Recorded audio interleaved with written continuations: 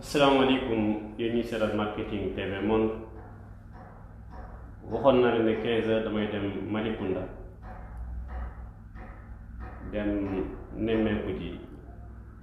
seeti xooli village yu Diary Sow nan la ñuy dundee disparition élève boobu nga xamante ne bii ñu jàng ñëpp bëggoon nañoo mel ni moom tegale ñaari at nekk meilleur élève du Sénégal waaye nag dama am gan suñ paree ci suñ ñaari émission dañuy enchaîner directement dem kër Diary Sow maa ngi dalal sëñ Abdou Sarr yëg nga histoire yu Diary Sow bi waaye yëg naa ko comme ni ko Sénégal yi yëpp yëgee waaye di ko dundee comme ni nga koy dundee mu lu tiis lu daw yaram loo xam ne marqué na Sénégal yëpp waaye nag di ñaan yàlla na ko yàlla nit moom mi nga xam ne moo mën a nit te moo xam fa mu ne yàlla na ko yàlla delloosi ci suñu loxo ñun waa Sénégal yëpp parce que du yaayam rek moo ko jur wala baayam mais ñun ñëpp suñu doom la ndax la muy gëstu ji xam-xam la te jàpp naa ne bu ñëwoon tey ci Sénégal rek la koy mën a tuur te loolu njëriñu Sénégal yëpp la kon maa ngi ñaan fépp fu ab Sénégalais nekk fu mu mën a doon rek na ko defal ñaan rek yàlla delloosi ko ci jàmm ak salaam. amiin. sëñ Abdou yow yaay yàlla nangu ñaan yi nga ñaan. amiin bàyyi la nga présenté wax ñu ci li nga yëngatu. waaw man de maa ngi tudd Abdou Sarr di yëngatu ci wàllu vidange dëkk fii ci Thiès waaye yàlla baaxee ma dëkk bu ñuy juddoo ci dëkk bu ñuy wax Pirum Ndari waaye nag maa ngi di yeewoo croisement Ngoundiane dëkk bu ñuy wax Seew Xay fii ñu toll nii. vidage nag ci laay la ma yàlla nattoo ma di ci yëngatu ci diirub ay at nag wax dëgg yàlla ndax bu may lim ñi nga xam ne ci doyen yi la mën naa ne ci laa bokk ndax ki nga xam ne tey mooy suñu kilifa de Ibrahima Sow maa ngi koy nuyu de passage daanaka ñoo ci njëlbeendoo waaye nag ñi ngi sant yàlla bu baax nag ndax vidage métier la moo xam ne itam wax dëgg yàlla mi ngi ci Sénégal am na ñu ko xam naam mais am na ñu ko xamul it surtout nag am na ñoo xam ne xamuñu valeur bi même am na ñu ci nekk di ci yëngatu sax te valeur bi moom dese nañ koo xam parce que c'est un métier noble boo xam ne nii tey wax dëgg yàlla képp ku ci yëngatu rek war ngaa xam ni métier mu noble la. d'accord yow xam nga sa dëkk nga ci yëngatoo wala fii ci Thiès nga ciy yëngatoo. non fii ci Thiès laa fi yëngatoo xam nga sax bu njëkk. daan naa def ay dëkk yu bari parce que dama fi xawoon na niiw mais léegi nag dem nañ ba fi ne oto yi dañoo bari daanaka mënatoo egg fépp dëkk bu ci nekk am na oto bu fa nekk mais dama daan ne région de Thiès li ci ëpp même Diourbel ba Touba dama fa doon dem mais présentement mu mënatuma ko ndax oto yi foo dem oto yi ubbeeku goo xam ne ña nga fépp. léegi ñëpp dugg nañ ci. ñu bari dugg nañ ci bokk. oui. xanaa dafa bëri xaalis Sénégal moom bëri xaalis rek nit ñi dugg ci. waaw non xam nga. dafay luy wane jom waaw donc ku ci nekk rek da nga am jom parce que xam nga li ñuy matière bi ñuy liggéey képp koo am courage di ko laalal ku ne jom moo la ci yóbbu waaye du xaalis. waaye am na xaalis tamit. am na ci du ci ñàkk si nag sax wax dëgg yàlla ndax lu yem ak neen rek nga neen tane ko waaw loolu moom dañ la koy nangul nag. ñu ne mag bi naan mu tàggu suukar saa tax. voilà jeex na. très bien sëñ Abdou li tax ma invité la mooy. yow bokkoo ñaraan manko douce bu njëkk. dafa am benn particularité booy mooy yow da nga ciy liggéey ba pare. ne man kat ni ma daan liggéey amaana. soppi ko war na. tax nga dem jàngi marketing nga dem jàngi gestion. dama bëgg nga ñëwal ma ci njàng moomu. lan moo ne ci biir ak bi nga commencé jàng léegi lan na la njàng moomu jariñ te wéy nga war ma tamit firnde yi yoone ne jàng la. waaw maanaam njàng mi ñu jàngal ci séminaire yi ñu doon def nga bëgg a laaj wala. waaw séminaire yi waaw c'est mooy séminaire waaw. voilà ok parce que xam nga bépp liggéey boo mën a gis itam dafa laaj nga xam ca. te it bala nga ci mën a xam dëgg ku ko jàng dëgg ba maîtriser ko mu xamal la ca dafay am solo alors donc bala muy dugg ci loolu itam damay sant di gërëm bu baax suñu directeur ONAS di Lassana Gagny Sakho nga xam tey. wéy ndax initiative bi nga xam ne mooy directeur ONAS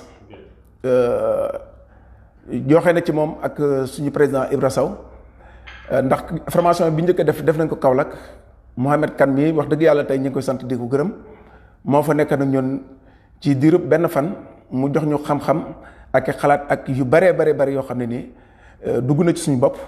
xañ na jëfe lépp du yomb sax waaye nag lu bëree itam xam nañ ko te fas nañ ko yéene jëfe alors bi ci topp bërki démb nii waaw Washfit ñoom itam ak madame Ka wax dëgg yàlla ñëw nañ foofu defal ñoom formation ñaari fan te benn formation bi laxilatul xamma moo ko di xale bu jàmbaare bu am courage moo fa nekk nu ñaari fan yooyu ka ko feelu nag mooy Mouhamed Kane mi moom it ñëw na fa feelu ko fa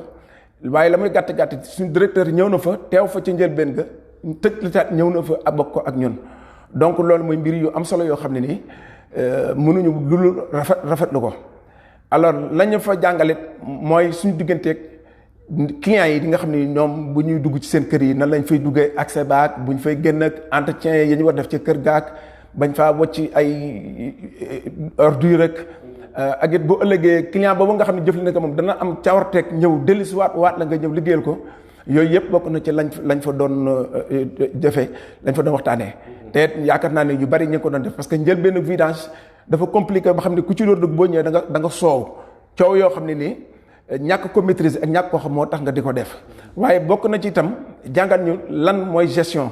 parce que ñun dañoo tàmm bi ñuy liggéey dañuy liggéey rek bu ngoon jotee ñu def ci suñu gafaka rek dem ba bàjjen ñëwee nga may ko bu yaay ñëwee nga may ko bu keneen ñëwee nga may ko da ngay dem ba laal sa fond bi nga xam ne moo war di doxal sa entreprise te boobaa tam ngaañ la lay jural te doo xam fu mu jaar donc yooyu bokk na ci li nga xam ne moom la ñu jàngal. kon di leen aaye ngeen di maye. ah non du ñu ko aaye mais xam nga bu fekkente ni entreprise dafa am ñu ko seq. parce que yow mi nga xam ne yaa créé entreprise wala yaa ñi ko créé yéen entreprise da ngeen cee am ak entreprise bi am ci ak parce que li nga xam ne moo ko mouvementé da cee nekk personnel bi da ciy am ak su ko defee nag yow xaalisu entreprise moom amoo droit laal ko benn jamono xaalisu personnel bi amoo droit laal ko benn jamono parce que seen ak la.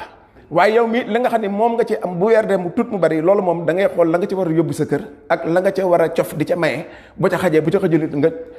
def ko rek tubay paate ci kepp ko ci sa bopp waaw loolu daal moo ci nekk. seen formation est-ce que jàngeen marketing. est-ce que jàngeen marketing ci formation bi. waaw jàngal nañu marketing. waaw parce que marketing def naa ne même bala ñu ko jàngal sax nit ki ni muy def ba am ab client sax. war na koo xamal boppam waaye lu la ca doleet dam nga xam ne lii yokkute la parce que loo xam ne concurrence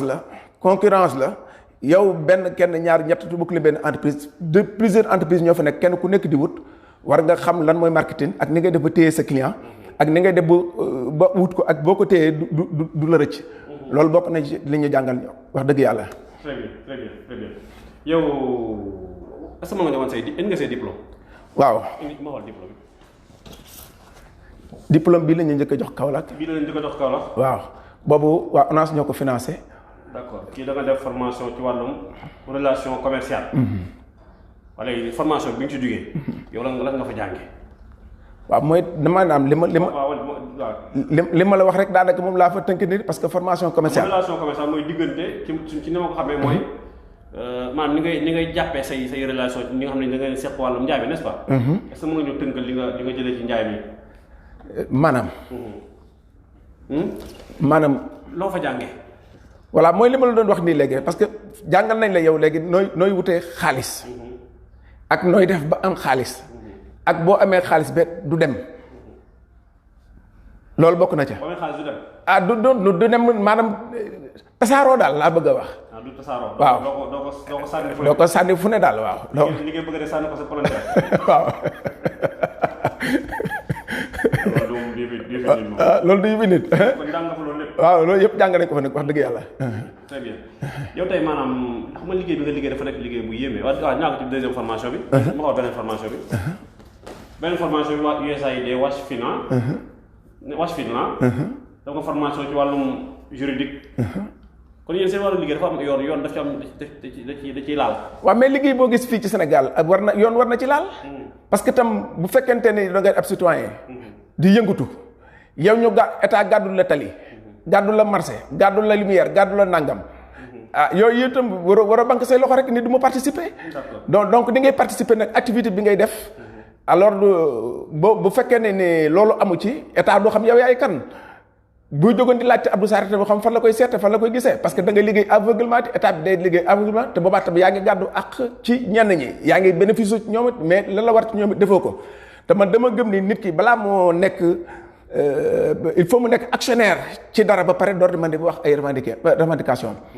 donc man loolu noonu laa ko gisee parce que ñun ñu ñëpp tey ku fi toog fa nga toog boo amoon li la jaaxal police ngay jëkk attaqué wala gendarmerie wala loolu gën a jege te yooyu yëpp état bi moo ko gàddu en charge donc defe naa ñooy itam am na lu ñu war ci ñoom doon teg am na fu ñu koy fayee sax te bokku tëg nii mais am na ñu ngi war nañ ci gën daal ku yëngu rek nag am d'activité war nga ba état xam ne yaa ngi fii te nga koy jox la nga xam ne moo ci am moom mooy lu jëm ci cutis ak ya ca war waaw. est-ce que tey comme neex nga vidé kër jàmbur ñu génn sotti ci tali bi. loolu kenn sañu ko.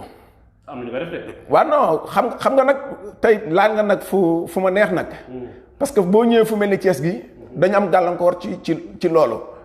parce que nit itam bépp citoyen bu ci nekk boo ko ne sa tànk bi da nga koy dank naan da nga defee banque wala nga tàllal ko te ñun Thiès gi tey handicap bi ñu am loolu da cee bokk parce que amaguñu ba tey site bu ñuy dépoté amuñu ko. tey léegi kon bu ngeen vidé fan ngeen koy soxla. waaw non ci laa bëgg a dikk ak yow ci laa bëgg a dikk ak yow parce que fépp fu ñu dem intervention bu ñu dem wax nañ ko fa wax nañu nag ci làmmiñu directeur Sakho yàlla na gi làmmiñu barkeel te yàlla na ko yàlla gën a xiir mu gaawal ko ba nga xam ne dana am parce que nee na Thiès dana bokk na ci ñi nga xam ne région yi nga xam ne dana war a am. parce que li ma leen waxee dama leen ni Tivaouane warut a mën a am Thiès nekk chef de région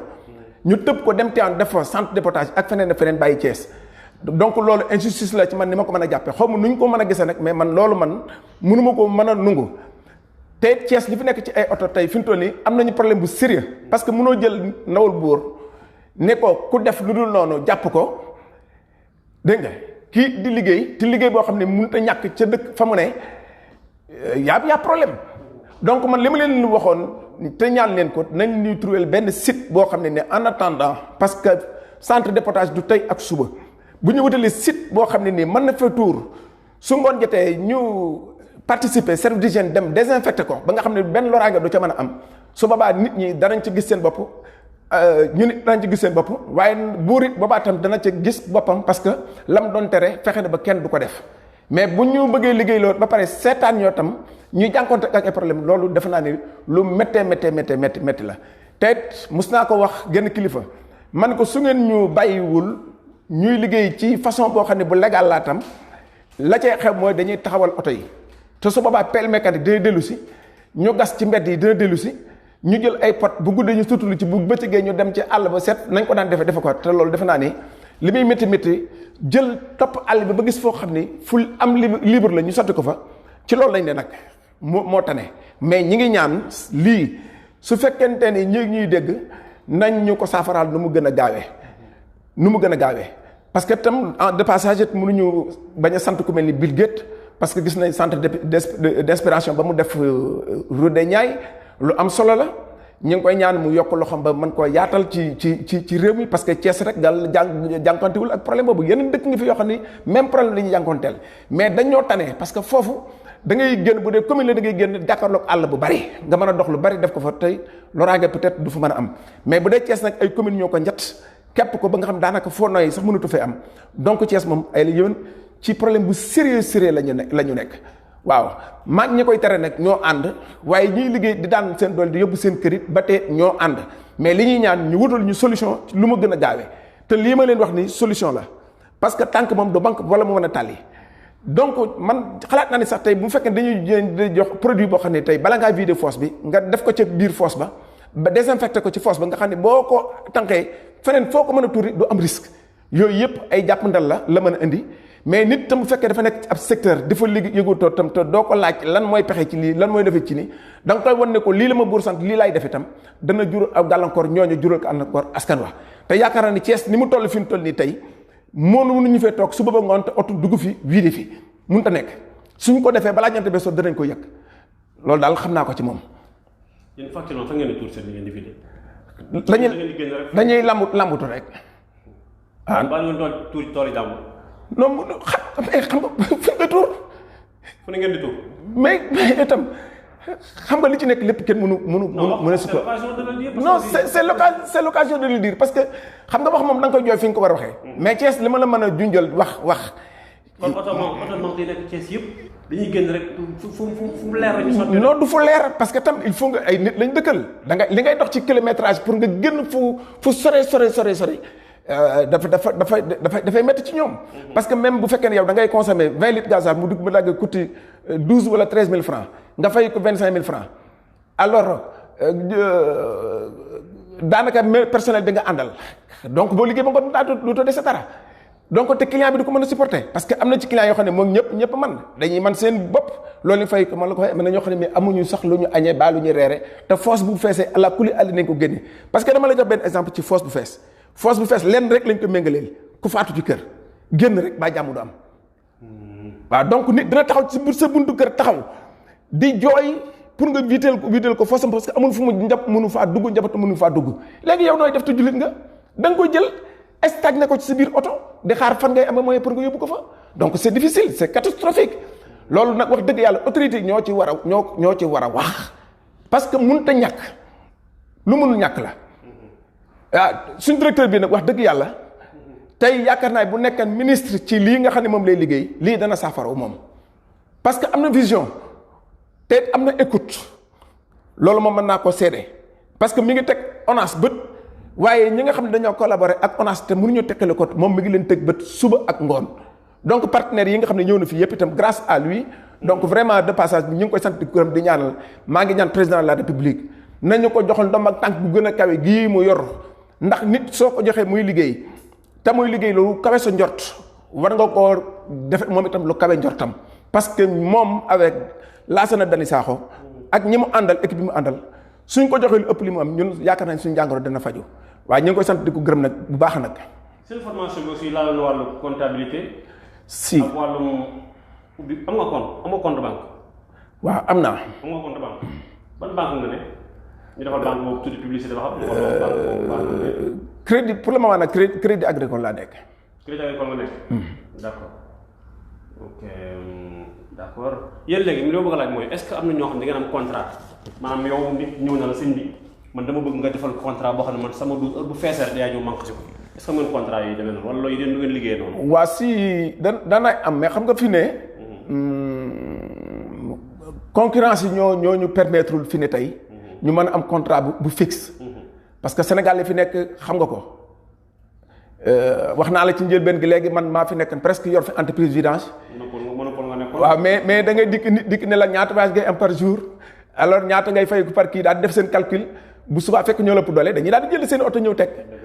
alors donc yow itam contrat bi bu fekkee da ngaa ñëw am benn contrat fee ne kenn mooy dox ci marché ba dikk ne la mën naa koo wàññi alors bu ko defee itam xam nga soo mënul la man da ngay. actuellement nii oto bi ñaata mètre cube la mën a manque. oto yi fii Thiès xam nga oto yi mënoo da ngay jënd comme venant de France ngay jënd rek man nga am oto boo xam ne 4 mètres cube lay doon man nga am oto boo xam ne 6 mètres cube lay doon am oto boo xam ne 8 mètres cube lay doon ba 12 mètres ba 16 mètres cube. waaw donc loolu moom. voyage ñaata la ñuy. waaw fii nag li fi ëpp en général voyage bi entre 25 et 30 000 francs le voyage. waaw d'accord yow bi nga fi nekkee yow kese ñaata la doon fayeeku. man boobu 10 000 laa doon fayeeku par voyage. ca jamono yooyu bi nga fi nekkee yow kese. waaw boobu la laa doon fayeeku. d'accord léegi gars yi ñëw ba affaire bi yokk. waaw day yokk parce que boobu dëkk bi màggagul ba fattuñu parce que ba ma am na espace boo xam ne li ngay dox pour tuur ko du bari. mais léegi nag comme dëkk bi màgg na màggagaay yoo xam ne te mënoo ko duur ci biir nit ñi il faut nga génn dëkk bi kon donc suivant say consommation say frais donc moom toujours day lu dëkk bi gën a yaatu rek voyage ba gën a sori te boobaat lay gën a cher. est-ce que tey jii boo defee benn voyage bu ñëw. di nga mën a xam ñaata nga am ci voyage boobu est-ce que yow loolu man si comptabilité bi nga jàngal nañ ne. waaw da nga ko mën a xam parce que bu fekkee ne. voyage bu nekk di nga xam li nga am li nga mos. non waaw mënut a ñàkk ala kulli àlli bu fekkee paan amul. bu paan am waaw non da nga ko mën a xam parce que fi nii tam oto bi nga yor da nga calculer usage am maanaam li usé pneu yeeg carburant bi nga ciy def ak. amortissement bi. waaw amortissement personnel bi nga yor ak yooyu yëpp boo ko mën nga koo génnee par jour ba xam ne yow lu néew da nga ci dese lii waaw loolu moom danañ ko xam. d'accord waaw mën nañ ko xam. ñaar camion nga am. ñaar. d'accord est-ce que doy na est-ce que ñaari camion mën na satisfaire demande Thiès. non. est-ce que léeg-léeg doo toll foo xam ne nit ñi dañ lay woo nga ne damaa jàpp xaalis wala ginnaaw suba. non danay am waaye yenn saa it nga toog nag journée boo xam ne moom doo def dara moom da ngay nelaw moom. 2020 waa neexoon na. non 2020 moom dafa metti te li ko gën a metti mbas mi yàlla ko fi yàlla jële waaye nag danaa ci waxaale suñu soxla. parce que président Macky Sall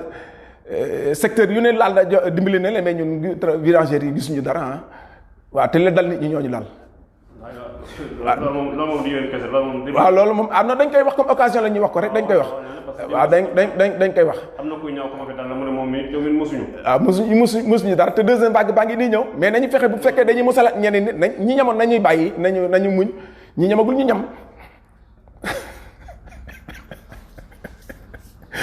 waaw non réew mi c'est que boo taxul yuuxu ci mbedd mi kenn du la dégg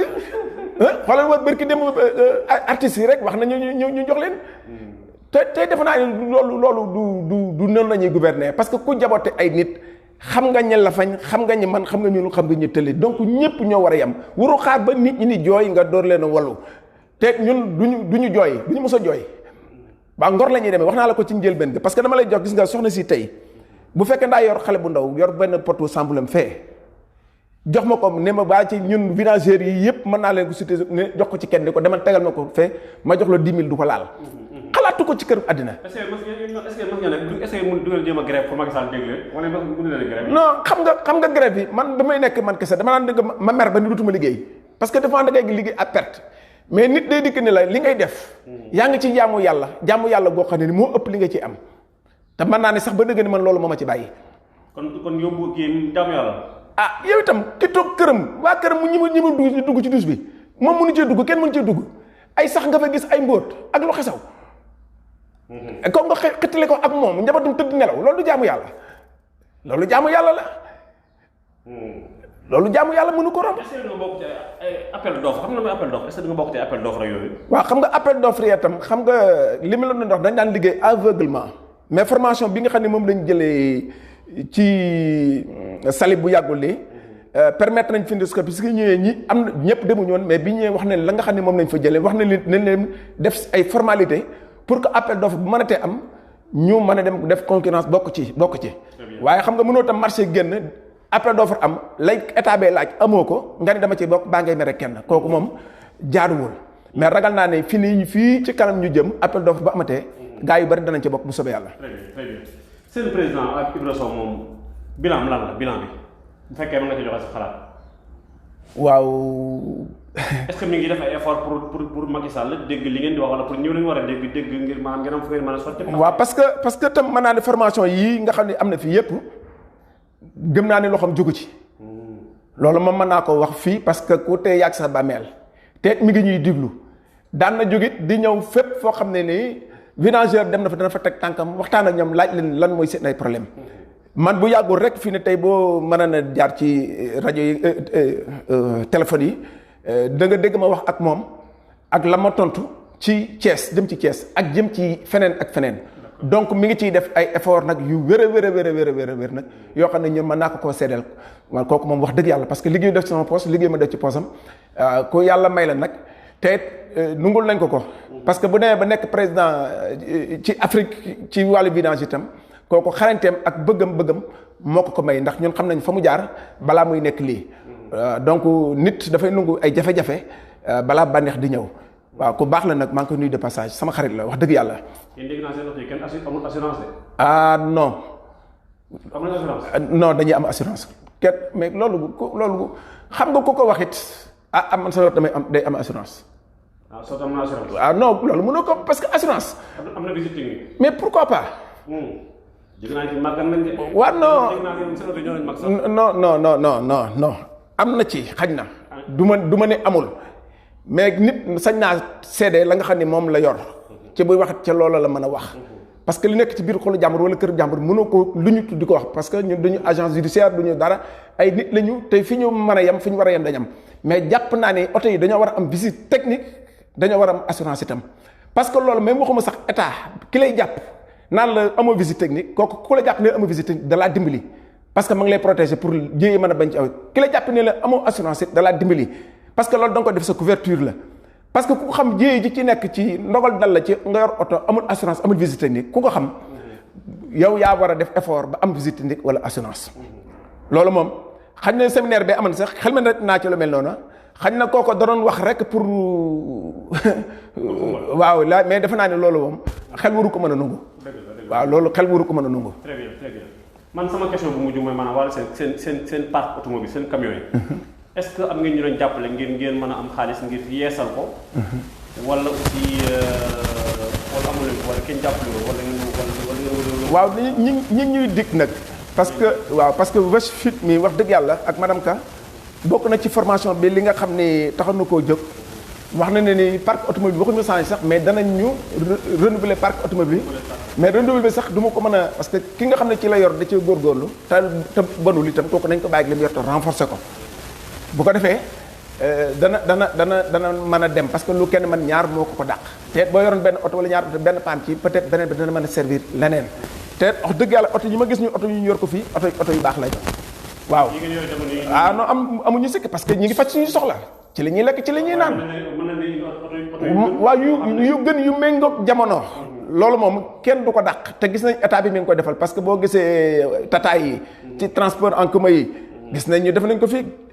gros porteurs yi gis nañ def nañ ko fi mais ñu nit wax dëgg yàlla ñu ngi tàllal loxo président Macky Sall bu fekkente ni daa war a tëddee njaaxaanaay rek bokk nañ ci askan wi te ak liggéey bi ñuy liggéey amul lu ko gën a noobul amul te it boo fekkee da ngaa am sa doom néew la may ma néew ma lewal ma daa dem ba créer entreprise am di ca def loo xam ne ñëpp teg nañ ci seen bët yow yaa ko war a fekk protéger ko ba pare dooleel ko loolu moom ñi ngi ko koy ñaan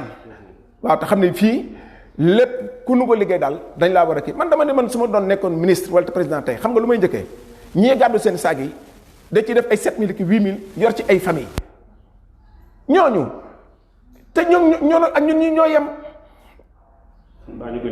jeex na xam nga ñooñu waruñu leen a fàtte te lu ci ñëwit kenn duñu sóoraale donc daal loolu daal moom mooy sama kàddu waaw 77 634 90 12 77 634 90 12 wala nga woote ci 78 144 70 15 78 144 70 15. voilà kon ñu tàggatoo foofu ma bàyyi la wax sa kàddu bu mujj. waaw alhamdulilah di sant yàlla bu baax di la sant bu baax yàgg suñu soxna si fi toog di ñaan yàlla na yàlla barkeel sa liggéey ndax képp koo xam ne jóg na di feeñal loo xam ne dafa nëbbu tama amal njariñu askan wi kooku war nañ ko sant gërëm ko di ko ñaanal li lay jëkk a ñaanal mooy protection parce que lépp loo mën a am itam te amoo protection itam daanaka amul njariñ kon ña nga lay ñaanal mucc ak xéwal barke ak barkeel di sant bu baax itam Mouhamed Kane mi nga xam ne tey wax dëgg yàlla suñu doyen la ku xam li muy def la ku man li muy def la ku simple la ku modeste la waaye ñu ngi koy ñaanal di sant madame Kane de passage ak suñu président Ibra Sow di sant Lassana Gani sax du ma ko noppee di wax ak waa ONAS yëpp ndax xam nañu li ñu seq xam nañu bokk ñu ngi ànd liggéey ci njëkk ak teranga waaye di ñaanal itam di nuyu sama mbokk vidangeurs yi ci Sénégal yëpp da xam ne maak ñoom ñoo bokk lu ñuy bëgg ñoo bokk lu ñu gis ñoo bokk lu ñuy tawat waaw bëgg nañ daal ku ñu dimbali daal te yàlla rek tax nag renforcer suñu kii ba pare nag protéger ñu parce que protéger ñu mooy fexe ba ku jóg dal ci suñu kaw faagagal ñu ndax ñu yama faagagal lañu parce que xam nañu code de l'environnement li mu wax ak la ca des ak la ca des waaye nag amul benn loi boo xam ne ci àddina bu du alxuraan yàlla day baale charia day baale ku ci nekk day baale loolu nañu ko bàyyi bu baax xel ndax da nga topp loo xam ne nii sa droit lay doon benn ko topp ba fi ne da nga ca lor ñoo xam ne ni baale ga da koo gënal waaw kon loolu ñu ngi koy di leen ko lancé di ñu bàyyi ko xel bu baax maa ngi sant nag surtout nag sama waayu Thiès ñi nga xam ne ni tey yàlla dogal na man la ñuy fal may seen président ci loo xam ne nii maanaam ne majorité absolue lañ ko def te laajuma sax ñoom ñoo seet ni maa bëgg ngeen jiite ma ñu jiite leen man nungul leen ko ci njëkk ak teraanga kon ñooñu awma seen fay maa ngi leen di sant di leen gërëm wasalaam. yéen tamit ñu ngi leen sant di leen gërëm di leen baal wax di leen ñaanal weekend bu neex a neex a neex. amiin yaa rabbil aalamiin. merci jërëjëf ok. kon affaire bi mën nga ma ko lancer après ma